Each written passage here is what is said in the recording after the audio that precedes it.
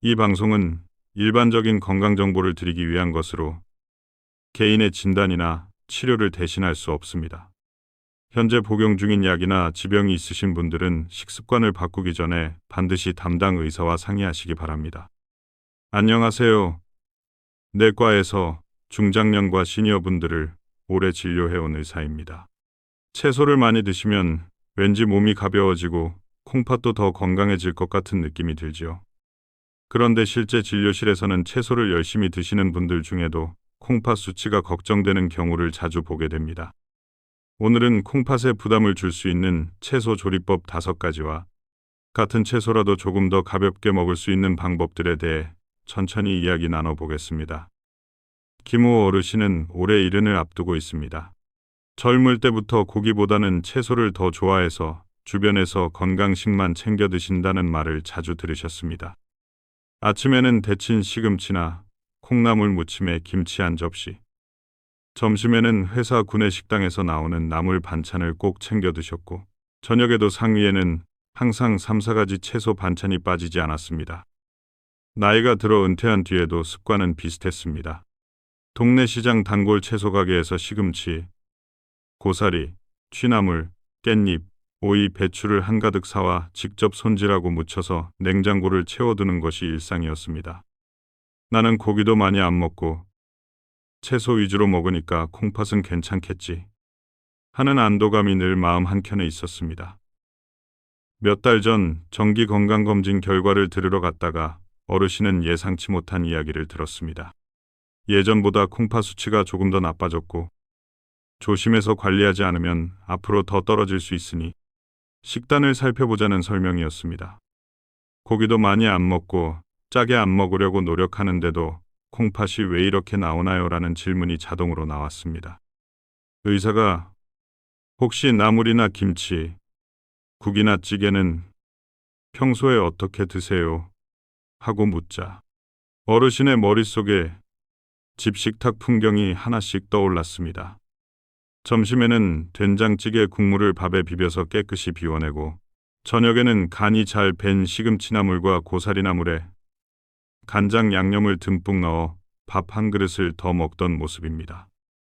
집에서 직접 한 거니까 밖에서 먹는 것보단 낫겠지라고 생각하며 국물도 양념도 아까워서 남기지 않았던 날들이 길게 이어져 있었습니다. 가족들은 오히려 안심하고 있었습니다. 따님은 아버지는 고기도 별로 안 좋아하시고 채소 많이 드셔서 걱정 없어요라고 말하곤 했고, 손주들도 할아버지 집에 가면 나물 비빔밥을 맛있게 비벼 먹었습니다. 하지만 정작 본인은 최근 들어 아침마다 눈두덩이가 조금 붓는 느낌이 들고 오후만 되면 다리가 무거워지는 것이 신경 쓰이기 시작했습니다. 나이가 들면 원래 이런가 보다 하고 넘겼지만 검진 결과표에서 콩팥 수치 옆에 작은 별표와 함께 적힌 설명을 보고 나니 마음이 무거워졌습니다. 집에 돌아오는 길 어르신은 식탁 위에 놓인 반찬들을 다시 떠올렸습니다. 소금에 절여 여러 번 헹궜다지만 여전히 짭짤한 김치, 간장과 참기름을 넉넉히 넣어 손맛을 살린 나물무침, 남기면 아까워서 꼭 마지막 한 숟가락까지 떠먹던 국물들 말입니다. 채소니까 괜찮을 거라고만 생각했지. 이게 콩팥에 부담이 될 수 있다는 생각은 한 번도 못 해봤네. 라는 생각이 스쳤습니다. 그날 저녁, 부인은 평소처럼 고기보다는 나물 반찬을 더 많이 차렸습니다. 상 위에는 시래기국, 시금치나물, 무생채, 김치가 가득했고, 간을 보려고 한번 식탁에서 다시 한번 간장을 추가로 넣는 모습도 자연스럽게 이어졌습니다. 어르신은 젓가락을 들었다가 잠시 멈추며 여보, 우리 집 반찬이 혹시 너무 짠 건 아닐까? 하고 조심스럽게 물었습니다. 부인은 우린 원래 이렇게 먹었잖아. 당신 콩팥이 좀 안 좋다고 하니까 너무 맹맹하게 먹으면 입맛이 떨어질까봐 걱정이지. 라고 대답했습니다. 익숙한 맛과 건강 사이에서 무엇을 어떻게 바꿔야 할지 막막해진 순간이었습니다. 그날 밤 잠자리에 누워 어르신은 하루 동안 먹었던 것을 머릿속으로 하나씩 떠올려 보았습니다. 아침에 먹은 국물, 점심 식당에서 국을 리필해서 한 그릇 더 마신 것, 저녁에 나물과 함께 비벼 먹은 밥 두 그릇까지 차례로 떠올리니 생각보다 양념과 국물을 많이 먹고 있다는 사실을 새삼 느끼게 되었습니다. 채소를 많이 먹으니 괜찮을 거야 라고 스스로를 안심시키던 말이 이제는 오히려 불안하게 느껴졌습니다. 내가 잘하고 있는 줄 알았던 식습관이 혹시 콩팥을 더 지치게 한 건 아닐까? 이제라도 뭘 어떻게 바꿔야 할까? 하는 마음으로 다음 진료를 기다리게 되었습니다. 다음 날 병원 대기실에서 어르신은 비슷한 연령대의 다른 분들이 각자 검진 결과를 기다리며 걱정스러운 얼굴을 하고 있는 모습을 보았습니다. 나만의 일이 아니겠구나. 우리 나이대에 특히 콩팥이 조용히 지쳐갈 수 있겠구나 하는 생각이 들면서 오늘은 꼭 채소와 콩팥에 관한 이야기를 제대로 들어봐야겠다고 마음먹었습니다. 콩팥에 부담이 쌓일 때 몸에서 보내는 신호들은 생각보다 조용하게 그리고 서서히 나타나는 경우가 많습니다. 김호 어르신처럼 특별히 심한 통증이 있는 것도 아닌데 요즘 들어 몸이 전반적으로 무겁고 피곤하다고 느끼는 분들이 적지 않습니다. 아침에 일어났을 때 눈 주변이 살짝 부어 보이거나 거울을 보면 예전보다 얼굴이 둔해 보이는 느낌이 들 때가 있습니다. 오후가 되면 다리와 발목이 신발에 더 끼는 것 같고 양말 자국이 좀 더 깊게 남는 것 같기도 합니다. 이런 변화가 하루 이틀이면 대수롭지 않게 넘길 수 있지만 몇 달, 몇 년에 걸쳐 조금씩 심해지면 몸이 보내는 작은 신호일 수 있습니다. 또 어떤 분들은 소변 볼 때 이상한 점을 느끼기도 합니다. 예전보다 거품이 더 많이 생기는 것 같고 잘 가라앉지 않는 느낌이 들기도 합니다. 색깔이 진해 보이거나 양이 줄어든 것 같지만 물을 내가 좀 덜 마셔서 그렇겠지 하고 넘길 때도 있습니다. 밤사이 두세 번씩 화장실에 가느라 깊이 자지 못하는 분들도 있습니다. 나이가 들어 전립선 때문일 수도 있지만 전반적인 수분과 콩팥 기능의 변화가 같이 얽혀 있는 경우도 있습니다. 아침 혈압을 맺을 때 예전보다 숫자가 조금씩 올라가고 약을 꾸준히 먹는데도 원하는 만큼 내려가지 않을 때도 있습니다. 스트레스를 많이 받아서 그런가, 운동을 요즘 덜해서 그런가 하고만 생각하기 쉽지만 뒤에서 조용히 콩팥이 힘들어하고 있을 수도 있습니다. 몸의 피로감도 다르게 다가옵니다. 일을 특별히 많이 하지 않았는데도 오후만 되면 온몸에 모래주머니를 단 것처럼 무겁고 계단 몇 층만 올라가도 숨이 더 차는 느낌이 듭니다. 전에는 금방 회복되던 피로가 사라지지 않고 아침에 일어나도 개운함보다는 찌뿌듯함이 먼저 느껴질 때가 많습니다. 어쩌다 한 번이면 요즘 잠을 못 자서 그렇겠지라고 생각할 수 있지만 이런 날이 점점 늘어나면 혹시 내 몸 어딘가가 조금씩 지쳐가고 있는 건 아닐까 하고 한 번쯤 의심해 볼 필요가 있습니다. 그런데 많은 분들이 나는 그래도 채소를 많이 먹으니까 고기 위주로 드시는 분들보다는 낫겠지 라고 생각하며 안심하십니다. 나물 반찬이 여러 가지 올라와 있고 김치도 종류별로 준비되어 있으면 우리 집은 건강식단이라고 느끼기 쉽습니다. 실제로 채소에는 우리 몸에 필요한 비타민, 미네랄, 섬유질이 풍부하지만 문제는 그것을 어떻게 조리해서 얼마나 자주 어떤 양념과 함께 먹느냐에 따라 콩팥이 감당해야 할 부담이 크게 달라질 수 있다는 점입니다.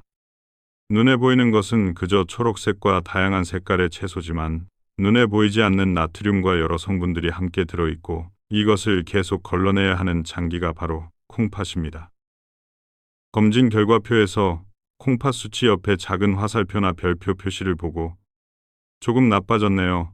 앞으로 관리를 잘 하셔야겠어요 라는 말을 들으면 막막해지기 쉽습니다.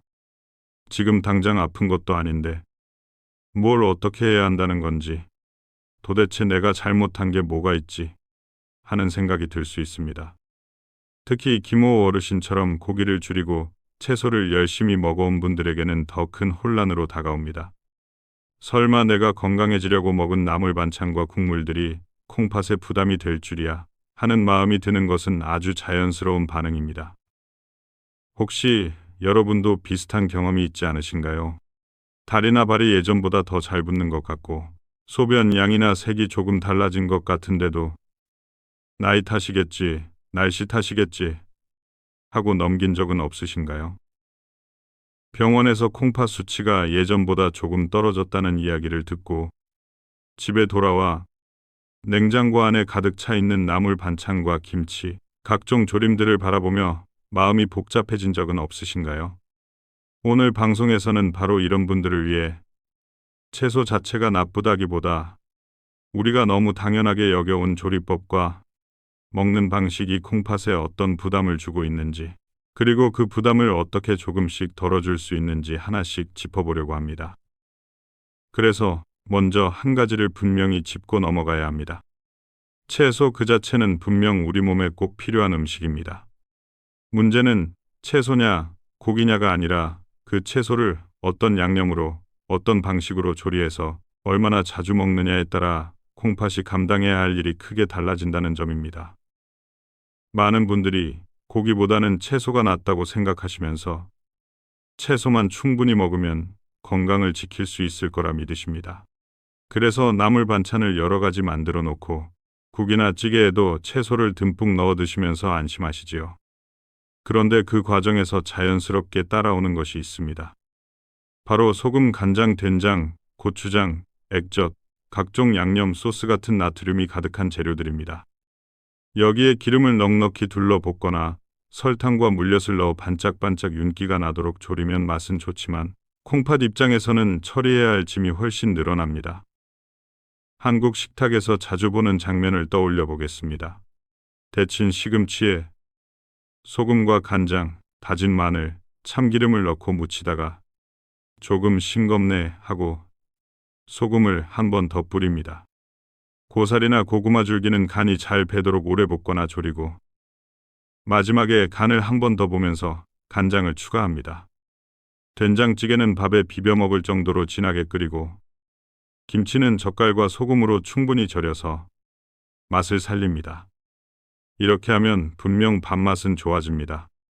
하지만 그 안에 들어있는 나트륨은 우리가 생각하는 것보다 훨씬 많을 수 있습니다.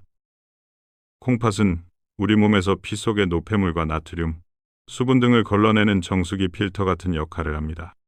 하루 3끼 식사마다 국물과 짭짤한 반찬으로 나트륨이 꾸준히 들어오면 콩팥은 그만큼 더 열심히 일을 해야 합니다.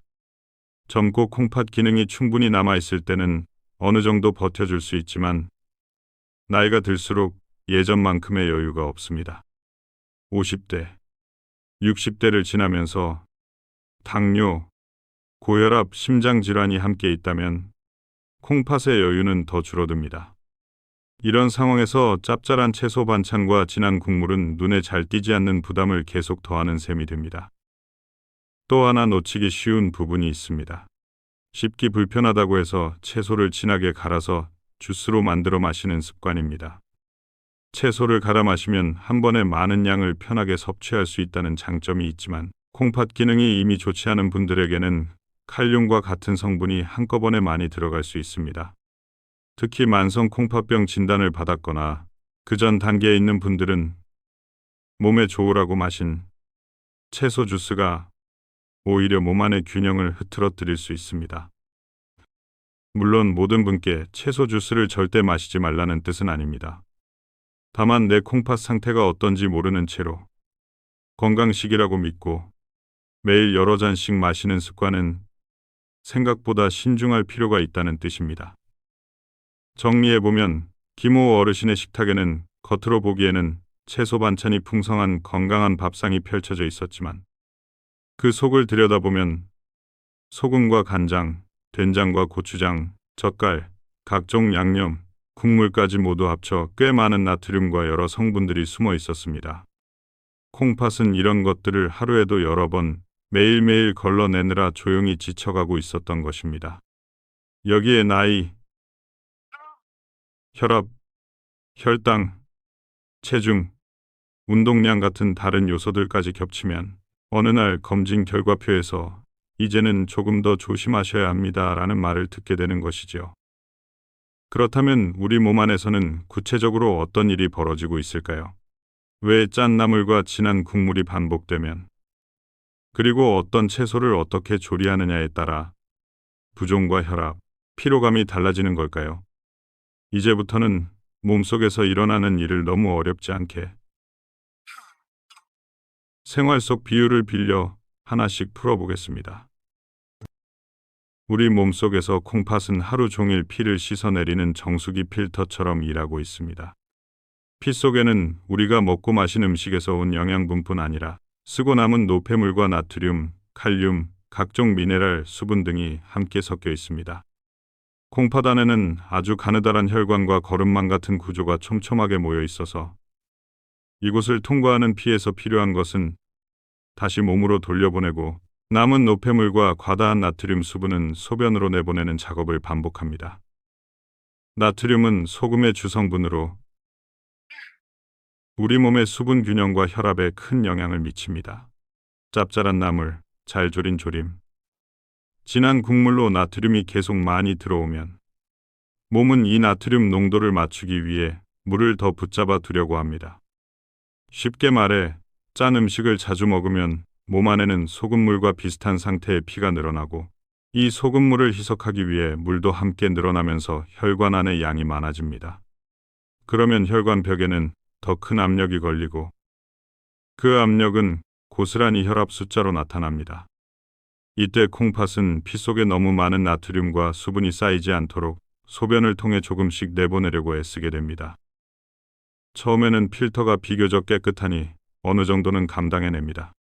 하지만 짠 음식을 좋아하는 습관이 1년, 5년, 10년 이어지면 필터 역할을 하는 콩팥의 작은 구조물들이 서서히 지쳐가고 미세한 손상이 쌓일 수 있습니다. 마치 에어컨 필터를 오랫동안 청소하지 않고 사용하면 점점 먼지가 쌓이면서 바람 세기가 약해지고 결국 기계 전체가 무리하게 되는 것과 비슷합니다. 여기에 당뇨나 고혈압, 비만, 흡연 같은 요인이 함께 있으면 콩팥의 부담은 더 커집니다. 혈압이 계속 높으면 콩팥 속의 가느다란 혈관이 오래도록 높은 압력을 견뎌야 해서 서서히 약해지고 새는 부분이 생길 수 있습니다. 이렇게 되면 단백질 같은 물질이 소변으로 새어나와 거품료가 보이기도 하고 부종이 생기기도 합니다. 칼륨이라는 성분도 중요합니다. 칼륨은 심장과 근육, 신경이 제대로 움직이도록 돕는 미네랄로 채소와 과일에 많이 들어 있습니다. 콩팥이 건강할 때는 칼륨이 조금 많아져도 소변으로 적절히 조절해서 균형을 맞출 수 있습니다. 하지만 이미 콩팥 기능이 떨어져 있는 분들은 칼륨을 잘 내보내지 못해 피 속에 쌓일 수 있고 심장 박동과 관련된 문제를 일으킬 위험이 커집니다. 그래서 만성 콩팥병 환자분들께는 때로 어떤 채소는 양을 조절하거나 조리법을 바꾸거나 담당 의사와 상의해 제한해야 하는 경우도 생깁니다. 몸에 좋으라고 진하게 갈아 마신 채소 주스가 이런 분들께는 오히려 부담이 될 수 있는 이유가 여기에 있습니다. 수분도 빼놓을 수 없습니다. 우리는 보통 물을 많이 마셔야 건강하다고 알고 있지만 모든 사람에게 똑같은 정답은 아닙니다.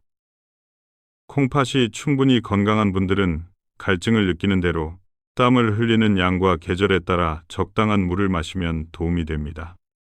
그러나 콩팥 기능이 많이 떨어진 분들은 몸 안에 물을 너무 많이 머금고 있으면 부종과 혈압 상승, 호흡 곤란이 심해질 수 있어서 섭취하는 물과 음식 속 수분을 조절해야 할 때도 있습니다. 국물과 수분이 많은 채소 요리를 자주 먹는 습관은 이런 분들께 특히 주의가 필요합니다. 결국 짠 양념과 국물, 나트륨과 수분, 그리고 특정 상황에서의 칼륨까지 모두 콩팥이 조절해야 할 대상입니다. 채소를 어떻게 조리해서 먹느냐에 따라 이 성분들이 피 속으로 들어오는 속도와 양이 달라지고 콩팥이 하루에 처리해야 할 일이 많아질 수도 조금 줄어들 수도 있습니다. 데쳐서 싱겁게 무친 나물과 소금과 간장을 여러 번 더해 진하게 무친 나물은 겉보기에는 비슷해 보여도 콩팥의 입장에서 보면 전혀 다른 식단일 수 있습니다.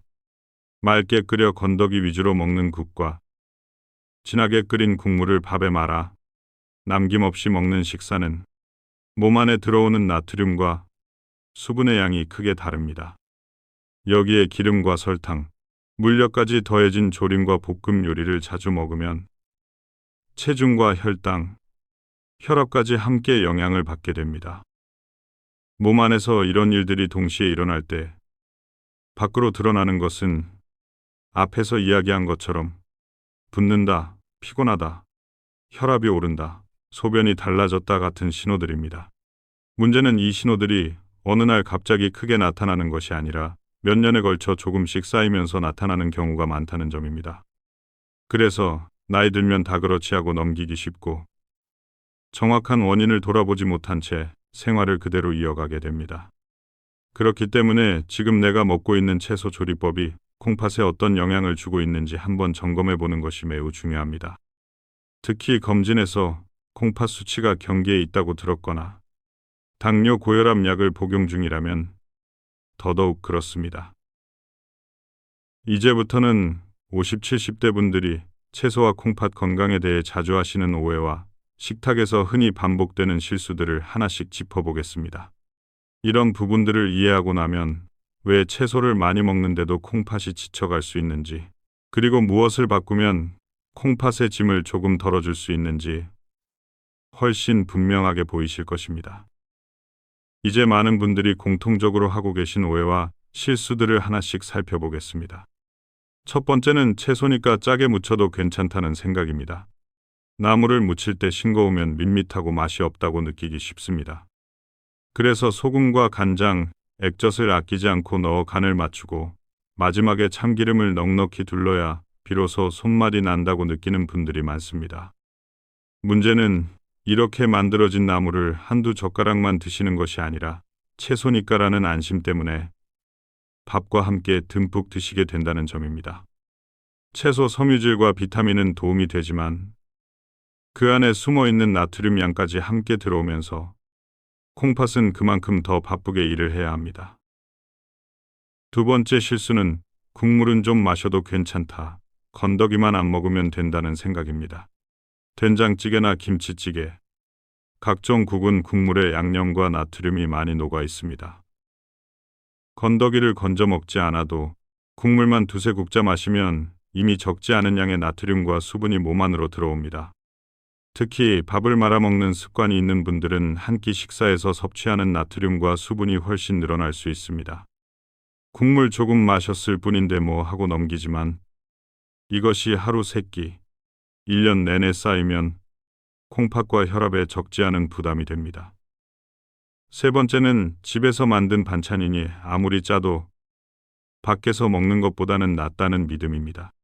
직접 사온 채소를 손질하고 정성껏 무쳐서 만든 나물과 김치는 분명 소중한 집밥입니다. 하지만 짠 정도를 결정하는 것은 집에서 만들었느냐가 아니라 얼마나 소금과 양념을 넣었느냐입니다. 집에서 만든 반찬이라도 젓갈과 액젓을 넉넉히 넣고 소금과 간장을 여러 번 더해 간을 맞추면 나트륨 양은 충분히 높아질 수 있습니다. 밖에서 파는 음식은 짜니까 위험하고 집밥은 괜찮다는 단순한 구분만으로는 내 콩팥이 받는 진짜 부담을 정확히 가늠하기 어렵습니다. 네 번째로는 씹기 불편하니 채소를 진하게 갈아서 마시면 더 건강하다는 생각입니다. 이 생각은 어느 부분까지는 맞지만 콩팥이 이미 약해진 분들에게는 조심해야 할 수 있습니다. 여러 종류의 채소를 한꺼번에 넣고 진하게 갈면 한 컵 안에 들어있는 칼륨과 다른 성분들이 꽤 많아질 수 있습니다. 콩팥 기능이 정상인 분들은 어느 정도 조절이 가능하지만 만성 콩팥병 진단을 받았거나 그 전 단계에 있는 분들이 이런 주스를 하루에도 여러 잔씩 마신다면 몸 안의 균형이 흔들릴 위험이 있습니다. 씹기 귀찮아서 시간 아끼려고 마시는 건강 주스가 오히려 콩팥에 부담이 될 수 있는 것이죠.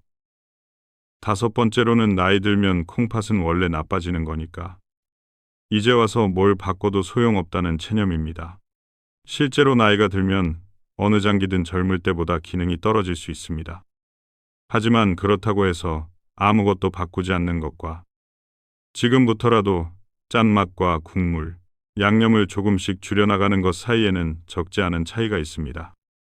콩팥은 한번 크게 망가지면 되돌리기 어렵지만 아직 여유가 남아있을 때 짐을 덜어주면 나머지 기능을 더 오래 지키는 데 도움이 될 수 있습니다. 이 나이에 무슨 소용이냐는 생각 대신 지금이라도 콩팥이 조금 덜 힘들게 도와줘야겠다는 마음으로 식탁을 바라보면 선택이 달라집니다. 지금까지 말씀드린 5가지 실수는 많은 50, 70대 분들이 무심코 반복하고 계신 것들입니다. 채소를 싫어해서가 아니라 오히려 건강해지려고 애쓰는 과정에서 생긴 습관들이라 더 안타까울 때가 많습니다. 다행인 점은 이 습관들을 한 번에 완벽하게 바꾸지 않더라도 작은 부분부터 조금씩 조정해 나가면 콩팥이 감당해야 할 짐을 줄이는데 분명 도움이 될 수 있다는 것입니다. 그렇다면 구체적으로 어떤 채소 조리법들이 콩팥에 부담을 더 주기 쉬운지, 그리고 같은 채소라도 어떻게 조리하면 조금 더 가볍게 즐길 수 있는지 궁금해지실 것입니다. 이제부터는 많은 가정에서 자주 올라오는 5가지 채소 조리법을 예로 들어 콩팥에 부담이 되는 방식과 그보다 조금 가벼운 방식들을 하나씩 비교해 드리겠습니다. 이제 구체적인 5가지 채소 조리법을 예로 들어보겠습니다. 첫 번째는 지나치게 짠 나물 무침입니다. 시금치나 고사리, 취나물, 콩나물 같은 나물은 원래 콩팥에 큰 부담을 주는 음식이 아닙니다. 문제는 데친 뒤에 소금과 간장, 액젓, 젓갈, 참기름을 넉넉히 넣어 짭짤하고 고소하게 무치는 과정에서 나트륨과 기름이 함께 늘어난다는 점입니다. 여기에 채소니까 괜찮겠지 하며 밥 한 공기 위에 나물을 듬뿍 올려 비벼 먹으면 생각보다 많은 나트륨이 한 번에 들어오게 됩니다. 이럴 때 조금 더 가벼운 방법은 양념을 줄이는 것에서 시작합니다. 나물을 한 번 더 헹구거나 데칠 때 소금을 너무 많이 넣지 않고 데친 뒤에는 물기를 잘 짜준 다음 양념을 평소의 절반 정도만 사용하는 것입니다. 간장 대신 저염 간장을 활용하거나 소금 대신 식초와 깨, 참기름을 조금만 넣어 풍미를 살리는 것도 방법입니다. 식탁에 올릴 때는 나물 접시를 크게 내기보다 작은 그릇에 담아 양을 조금 덜어 먹는다는 기준을 세우는 것도 도움이 됩니다. 입이 심심해 간을 자꾸 더 세게 하기보다는 처음부터 싱거운 맛에 입을 조금씩 길들이는 것이 중요합니다. 두 번째는 국물까지 다 마시는 국과 찌개입니다. 배추된장국, 시래기국, 미역국처럼 채소가 많이 들어간 국은 왠지 몸에 좋을 것 같은 느낌을 줍니다.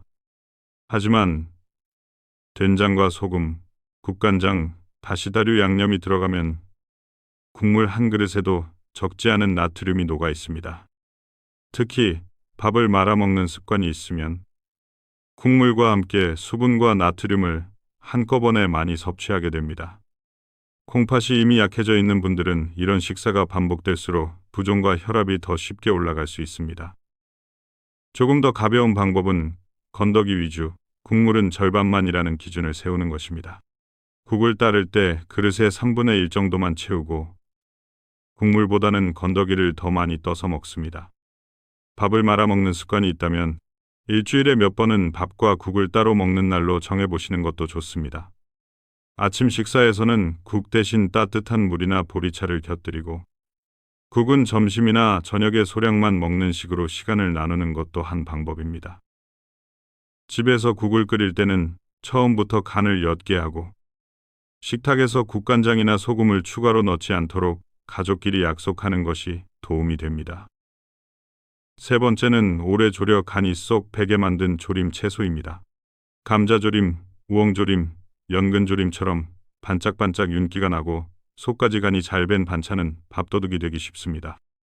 그런데 이런 조림을 만들 때는 진간장과 설탕, 물엿, 때로는 간장량을 한 번 더 추가해 오랫동안 졸이게 됩니다.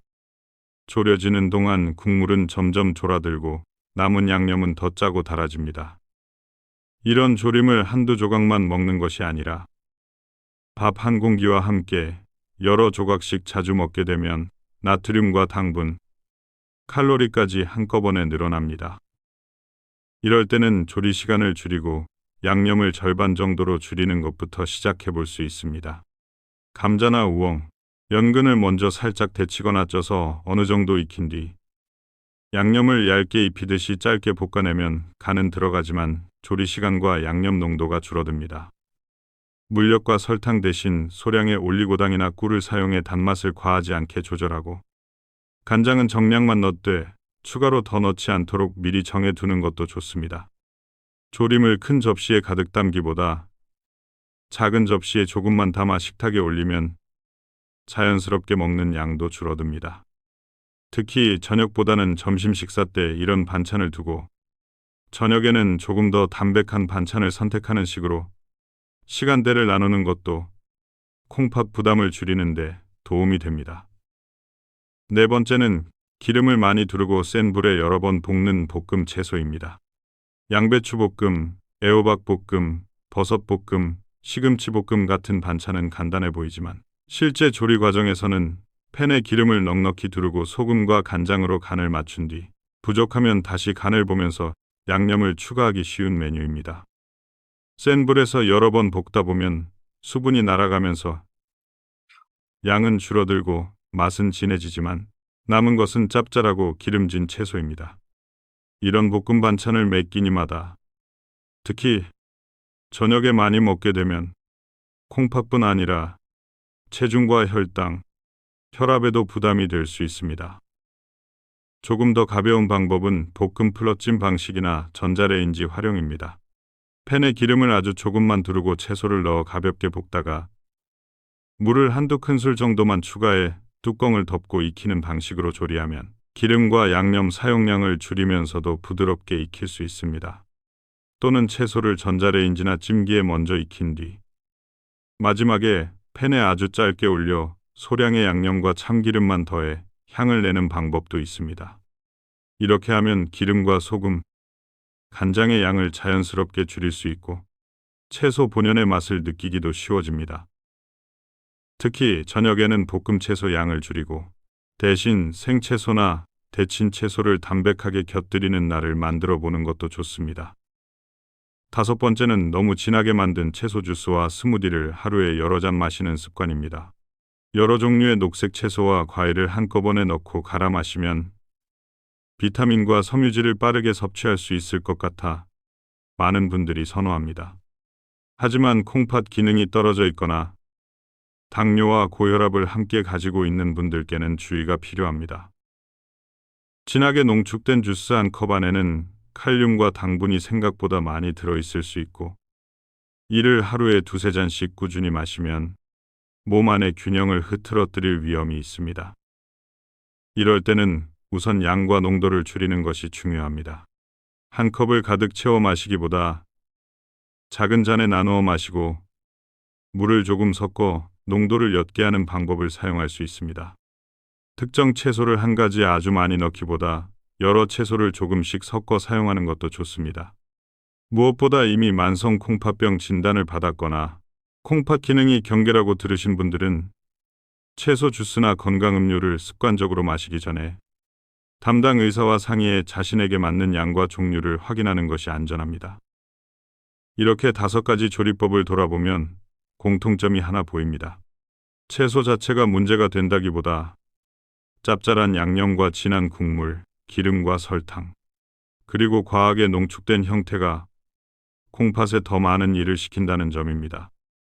좋은 소식은 식탁 전체를 뒤엎지 않더라도 나물은 양념을 반만, 국물은 절반만, 조림과 볶음은 조금 덜 진하게, 주스는 조금 옅게라는 기준만 세워도 콩팥이 감당해야 할 짐을 분명히 줄일 수 있다는 것입니다. 아침에는 국물 양을 줄이고 싱거운 나물과 밥을 간단히 드시고 점심에는 가능한 한 밖에서 짠 음식을 피하며 저녁에는 조림과 볶음 대신 데친 채소와 생채소 위주로 구성해보는 식으로 하루를 나눠보는 것도 좋은 방법입니다. 오늘부터 평생 완벽하게 바꾸려 하기보다 이번 주에는 나물 양념을 조금 줄여보고 다음 주에는 국물 양을 줄여보자처럼 단계별로 실천하면 훨씬 덜 부담스럽게 느껴지실 것입니다.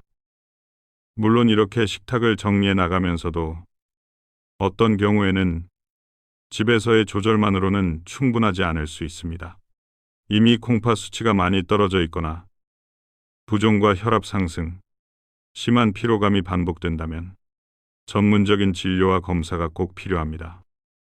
다음으로는 이런 경우에 어떤 신호들이 이제는 병원에서 더 자세히 봐야 할 때라는 의미인지, 그리고 어떤 상황에서 특히 더 조심해야 하는지에 대해 이야기 나누어 보겠습니다. 그렇다면 언제쯤 이제는 집에서만 고민하지 말고 병원에 가야 할 때라고 생각해야 할까요? 먼저 부종의 양상이 중요합니다. 아침에 잠깐 눈두덩이가 붓는 정도가 아니라 며칠 이상 계속 얼굴이 둔해 보이고, 오후가 되면 양말 자국이 깊게 남고 발등과 발목을 손가락으로 눌렀을 때 꾹 들어가는 느낌이 들 정도라면 한 번쯤 콩팥과 심장 상태를 확인해 보시는 것이 좋습니다. 체중이 특별히 많이 먹지 않았는데도 일주일 사이에 2kg 이상 갑자기 늘어났다면 단순히 살이 찐 것이 아니라 몸 안에 수분이 많이 쌓였다는 신호일 수 있습니다. 숨이 평소보다 더 차고 누워있을 때 가슴이 답답해서 베개를 두세 개 베야 겨우 숨이 편해진다면 지체하지 말고 진료를 받으시길 권합니다. 소변의 변화도 중요한 단서입니다. 소변에 거품이 유난히 많고 볼일을 다 본 뒤에도 거품이 잘 가라앉지 않는 날이 여러 날 계속된다면 단백뇨 여부를 확인해 볼 필요가 있습니다. 색이 너무 진하거나 콜라색처럼 보이는 경우, 예전보다 양이 눈에 띄게 줄어들었는데도 특별히 땀을 많이 흘린 것도 아니라면 콩팥 기능에 변화가 없는지 점검해야 합니다. 밤에 화장실을 가는 횟수가 갑자기 늘어나거나 소변을 볼 때 통증이나 열감, 혈뇨가 느껴진다면 비뇨기계 질환과 함께 콩팥 상태도 함께 봐야 할 수 있습니다. 혈압도 빼놓을 수 없습니다. 집에서 혈압을 재보면 예전에는 130대에 머물던 수치가 요즘 들어 150, 160 이상으로 자주 올라가고, 혈압약을 꾸준히 먹는데도 조절이 잘 되지 않는다면 혈관과 콩팥이 함께 스트레스를 받고 있을 가능성을 생각해야 합니다. 어지럼증, 두통, 가슴 두근거림이 자주 동반된다면 더 이상 미루지 말고 진료실 문을 두드리셔야 합니다. 특히 당뇨와 고혈압을 동시에 가지고 계신 분들은 설령 특별한 증상을 느끼지 못하더라도 정기적으로 혈액 검사와 소변 검사로 콩팥 기능을 확인하는 것이 매우 중요합니다. 이미 만성 콩팥병 초기라는 말을 들으신 분들은 채소 조리법과 나트륨, 칼륨, 수분 섭취에 대해 혼자서 결정하지 마시고 담당 의사와 상의해 자신에게 맞는 기준을 세우시는 것이 안전합니다. 집에서 국물과 양념을 줄이는 노력은 분명 도움이 될 수 있지만 그와 동시에 혈액 검사 수치 변화, 혈압, 부종, 체중 변화를 함께 보면서 조절해야 더 효과적이기 때문입니다. 갑자기 숨쉬기가 힘들거나 가슴 통증이 심해지거나 얼굴과 손발이 급격히 붓고 소변이 거의 나오지 않는다면 응급 상황일 수 있으니 지체하지 말고 응급실을 찾아야 합니다. 이렇게 말씀드리면 혹시 이제 뭘 먹어야 할지 더 모르겠다는 생각이 드실 수도 있습니다. 그러나 걱정만 하실 필요는 없습니다. 콩팥은 우리가 해줄 수 있는 작은 배려를 분명히 알아차립니다. 오늘부터라도 짠맛을 조금 줄이고 국물은 절반만 드시고 조림과 볶음은 조금 덜 진하게, 채소 주스는 조금 옅게 마시는 변화만 실천해도 콩팥이 하루에 처리해야 할 짐은 분명히 줄어듭니다. 여기에 정기적인 검진과 의사의 조언이 더해지면 이미 떨어진 기능을 되돌리지는 못하더라도 남아있는 기능을 지키는 데 큰 도움이 될 수 있습니다. 오늘 이야기를 정리해 보겠습니다. 첫째, 채소 자체는 우리 몸에 꼭 필요하지만 짭짤한 양념과 진한 국물, 기름과 설탕, 과하게 농축된 형태로 먹을수록 콩팥에는 더 큰 부담이 될 수 있습니다. 둘째, 나물이든 국이든 조림과 볶음이든 양념은 반 정도, 국물은 절반만, 저녁에는 조금 더 담백하게라는 기준만 세워도 콩팥이 감당해야 할 나트륨과 수분, 칼로리의 양을 꽤 줄일 수 있습니다. 셋째, 다리 붓기와 얼굴 부종, 소변 변화, 갑작스러운 체중 증가와 호흡 곤란, 조절되지 않는 혈압 같은 신호들은 이제는 병원에서 콩팥과 전반적인 상태를 점검해 볼 때 라는 중요한 메시지일 수 있습니다. 콩팥 건강관리는 어느 날 갑자기 특별한 무언가를 하는 것보다 매일 먹는 반찬과 국물, 조리법을 조금씩 손보는 데서 시작됩니다. 오늘 저녁 식탁에서는 나물 양념을 평소보다 조금 덜 넣고 국물은 한두 숟가락 정도 남겨보는 것부터 시작해 보시면 어떨까요? 내일 아침에는 국 대신 따뜻한 물이나 보리차를 곁들이고 저녁에는 조림과 볶음 대신 데친 채소와 생채소를 한 가지라도 더 올려보는 것도 좋습니다. 이렇게 한 가지씩 바꾸다 보면 어느 순간 생각보다 괜찮네, 이렇게 먹어도 밥이 맛있네 하는 날이 오게 됩니다. 그 작은 변화들이 모여 콩팥이 버틸 수 있는 시간을 조금 더 늘려주고 일상 속 피로와 부종, 혈압에도 긍정적인 변화를 가져올 수 있습니다. 이 방송은 일반적인 건강 정보를 드리기 위한 것으로 개인의 진단이나 치료를 대신할 수 없습니다. 현재 복용 중인 약이나 지병이 있으신 분들은 식단과 채소 조리법을 바꾸기 전에 반드시 담당 의사와 상의하시기 바랍니다. 오늘 이야기 중에서 마음에 남는 부분이 있다면 무리하지 않는 선에서 한 가지씩만 실천해 보시기를 권해드립니다. 여러분의 콩팥이 조금이라도 더 편안해질 수 있도록, 그리고 하루하루가 조금 더 가벼워지실 수 있도록 진료실 밖에서도 계속 응원하겠습니다.